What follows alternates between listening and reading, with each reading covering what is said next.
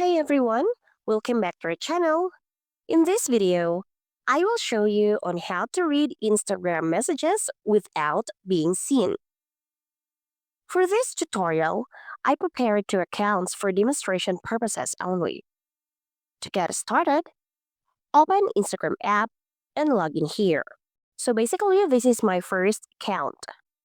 So click message icon on the upper right to see messages. Now, we have here a message coming from my account number 2. To secretly read this message without them knowing, switch off Wi-Fi, then turn on airplane mode. Now let's go back to Instagram and read the message. Next, log out this account and uninstall Instagram app.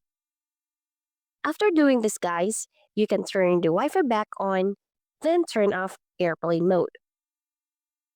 This time, install Instagram app back again. Then, log in account number 2 to check if we are successful in reading the message secretly. Now, you see, still the message marks as unseen. Now, going back to account number 1 and let's send this message one more time.